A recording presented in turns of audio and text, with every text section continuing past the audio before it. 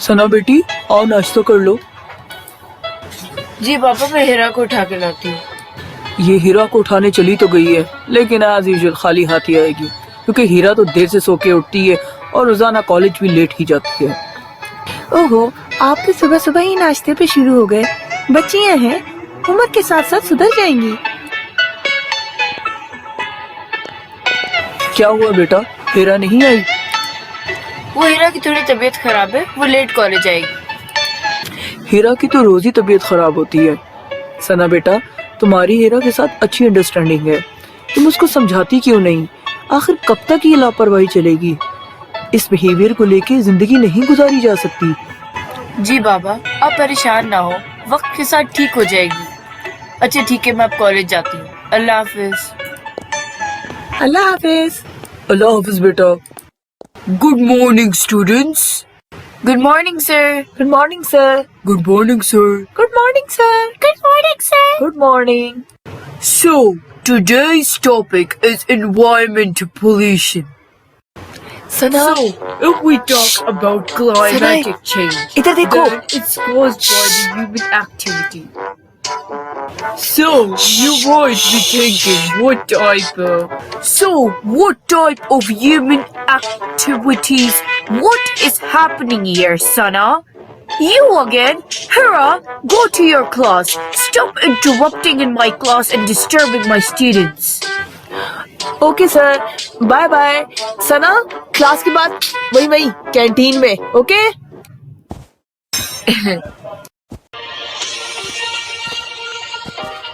तुम्हें कितनी दफा कहा है कि क्लास खत्म होने का इंतजार कर लिया करो। रोज सर से आके डांट खाती हो, फिर भी नहीं समझती। अच्छा, कोई जरूरी बात है तो बताओ। ओहो ओहो, क्या हो गया तुम्हें? सना, तुम तो ऐसे जैसे तुम्हारी कोई ट्रेन छूट रही है। यहाँ बैठो, आराम से बात करते हैं, चिल करते हैं। अच्छा, तो तुमने मुझे चिल करने के लिए बुलाया है? तुम्हें पता भी है कि मेरी क्लास है और शायद तुम्हारी भी क्लास है, तो इसलिए प्लीज जाकर अपनी क्लास लो। ओहो, फिर वही रोज का लेक्चर। अच्छा बाबा, जाओ तुम जाके अपनी क्लास लो। मैं तो यहाँ बैठ के अभी ब्रेकफास्ट करूंगी, बहुत जोरों की भूख लग रही है।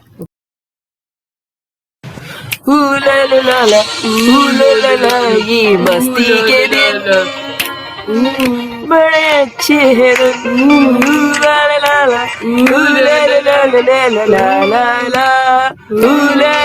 बस बस बस भाई, बहुत बहुत मस्ती होगी, अब थोड़ी पेट पूजा हो जाए, बहुत सख्त भूख लगी है। अस्सलाम वालेकुम बाबा। अस्सलाम वालेकुम बाबा, मामा अस्सलाम वालेकुम। बेटा, खाना वाना खा लिया तुम लोगों ने? जी मामा, खा लिया। बेटा, तुम लोग को मैंने एक बहुत जरूरी बात के लिए यहाँ पे बुलाया है। बेटा, दरअसल तुम दोनों के लिए एक ही घर से बहुत जबरदस्त रिश्ता आया है। दो भाई हैं, पढ़े लिखे हैं, अच्छे, और अपना बिजनेस है। मुझे और तुम्हारी मामा को तो बहुत अच्छा लगा, तो मैंने कहा क्यों ना तुम लोगों से भी बात कर लूं इस सिलसिले में। वैसे भी ये कॉलेज का तुम्हारा लास्ट ईयर है और एग्जाम्स भी होने वाले हैं, तो क्या ख्याल है तुम लोग का?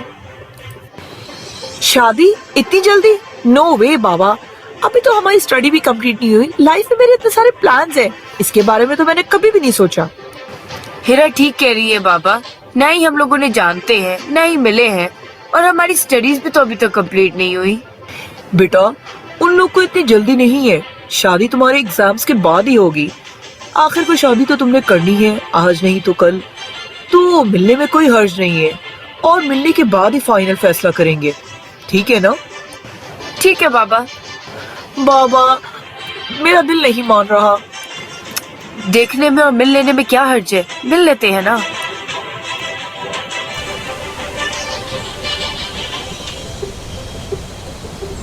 बेटियों को उनके असल घर रुखसत करने के बाद कितना ही सुकून महसूस होता है, क्योंकि बेटियों का असल घर तो उनका ससुराल ही होता है ना। हाँ, आप ठीक कह रहे हैं। 6 महीने हो गए हमारी बेटियों की शादी को, और दोनों ही अपने अपने घरों में खुश है। शुक्र है अल्लाह का। चले, अब थोड़ी वॉक भी कर लेते हैं। आते ही पार्क में बैठ जाते हैं। डॉक्टर ने आपको वॉक करने के लिए कहा है। देखिए, आप हमारी बेगम है, बेगम ही रहिए, डॉक्टर बनने की कोशिश ना करें।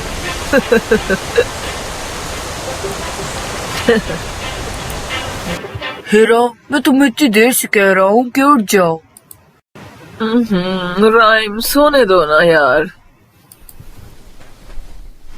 क्या मतलब है सोने दूं? सुबह के 10 बज रहे हैं। 9 बजे मुझे ऑफिस जाना होता है। रोज लेट हो जाता हूँ। ना ही तुम मुझे ऑफिस के लिए उठाती हो, ना ही नाश्ता बनाती हो। सब हमारा बाहर नाश्ते पे वेट कर रहे हैं। उठ जाओ। ओहो, क्या है? अगर मैं नहीं उठूंगी तो इस घर में कोई नाश्ता नहीं करेगा क्या? मैंने थोड़ी ना किसी को रोका हुआ है। और वैसे भी सना ने नाश्ता बना लिया होगा।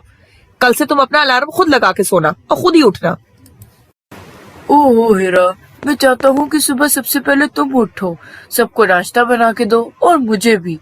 इससे अम्मी अब्बू भी खुश होंगे और मेरी रिस्पेक्ट भी बढ़ जाएगी। अच्छा, तो अब मेरे नाश्ता बनाने से तुम्हारी इज्जत बढ़ेगी? किस तरह की बातें करते हो तुम राइम? तुम जानते हो मैं इस टाइप की लड़की नहीं हूँ। मुझे देर तक सोना अच्छा लगता है। शादी का मतलब ये तो नहीं है ना कि आप अपना लाइफस्टाइल ही बदल दो। ओहो, मैं तुम्हें लाइफस्टाइल चेंज करने को थोड़ी ना कह रहा हूँ। मैं तो तुम्हें ये कह रहा हूँ कि सुबह जल्दी उठ के सबके लिए नाश्ता बना लिया करो। और वैसे भी शादी के बाद लाइफ में थोड़ा बहुत चेंज तो आता ही है। थोड़ा बहुत चेंज? तुम तो चाहते हो कि मैं अपनी जिंदगी की हर चीज ही बदल दूं। उठना, बैठना, खाना पीना, इवन कि ड्रेसिंग का अंदाज भी। ओहो, तुमसे तो बहस करना ही फिजूल है। जा रहा हूँ मैं ऑफिस। मॉम, आज मैं ऑफिस से जल्दी फारिग होके मेरे फ्रेंड की आफ्टर मैरिज रिसेप्शन पार्टी है, वहाँ चला जाऊंगा। बेटा, सना को भी अपने साथ ले जाओ। ठीक है, तुम भी रेडी हो जाना और जरा पार्टी के हिसाब से ढंग के कपड़े पहन लेना। जी।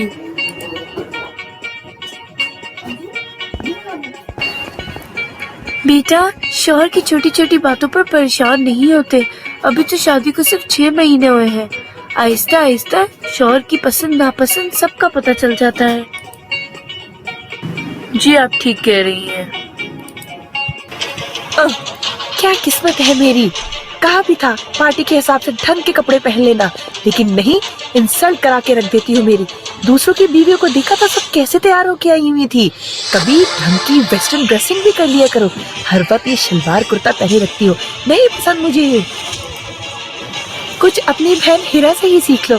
कितना अच्छा सेंस ऑफ ड्रेसिंग है उसका, कितनी गुड लुकिंग लगती है वो। सारा मूड खराब करके रख दिया।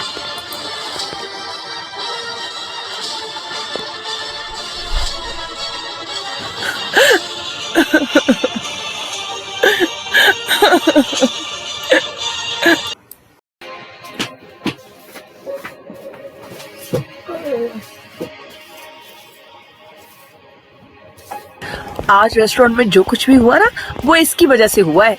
ये हमेशा गंद करता है।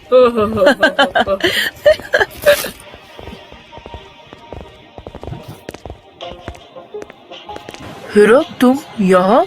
मैं यहाँ फ्रेंड्स के साथ रेस्टोरेंट में खाना खाने आई थी। फ्रेंड्स, ये मेरे हस्बैंड रायन। हेलो। हाय। हेलो सर, कैसे हैं? और तुम यहाँ कैसे? मैं और एक मीटिंग पे आया था, वापस ऑफिस जा रहा हूँ। हीरा, जरा इधर आना। Excuse me friends.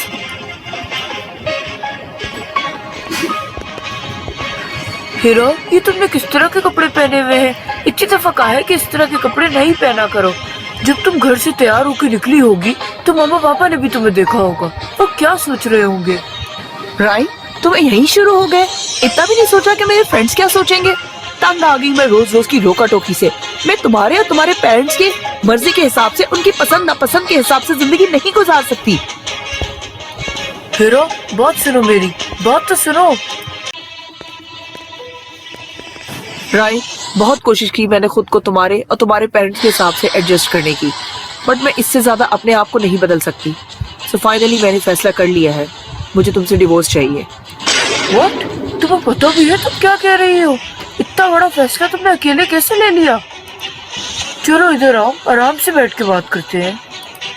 नहीं, अब कोई और बात नहीं होगी। मैंने बहुत सोच समझ के ये फैसला किया है। मैं जा रही हूँ अपने पेरेंट्स के घर। हीरा, तुम मुझे कैसे छोड़ के जा सकती हो? Come back. बात सुनो मेरी हीरा। आ गए आप? सना, मैंने तुमसे एक बहुत जरूरी बात करनी है। जी बोले, मैं सुन रही हूँ। सना, शादी के इन 6 महीनों में मैंने बहुत कोशिश की कि किसी तरह मैं तुम्हारे साथ एडजस्ट हो जाऊं। तुम इस घर के लिए अच्छी हो सकती हो, मेरे पेरेंट्स के लिए अच्छी हो सकती हो, एक अच्छी बहू हो सकती हो, लेकिन एक अच्छी बीवी नहीं। सो मैंने एक फैसला किया है, तुम अपने पेरेंट्स के घर वापस चली जाओ। 2-4 दिन में मैं तुम्हें डिवोर्स पेपर भी भेज दूंगा। क्या वलीद, ये आप क्या कह रहे हैं? मेरा कसूर क्या है? प्लीज ऐसा ना करें, मैं आपसे बहुत मोहब्बत करती हूँ। मैंने बहुत सोच समझ के फैसला किया है, अब इसमें मैं कोई बहस नहीं करना चाहता।